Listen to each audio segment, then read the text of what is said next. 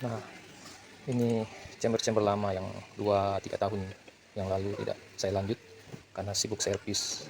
Ini kesempatan ada longgar waktu.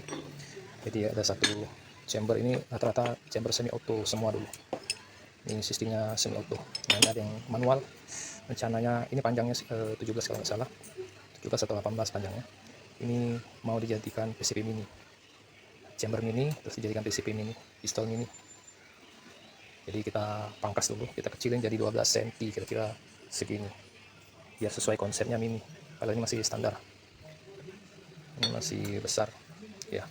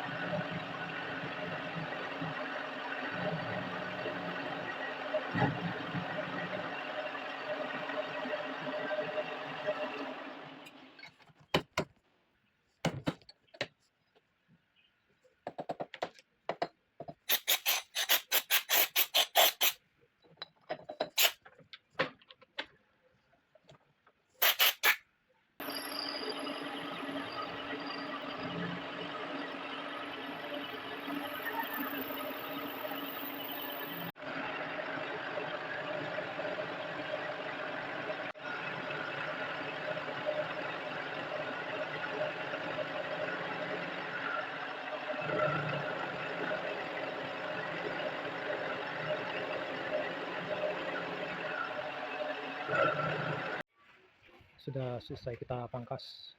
Ini sudah kelihatan kecil, tapi ini masih kelihatan menonjol. Mungkin kita buang saja, ini kita pangkas juga biar lebih kecil dan ringan.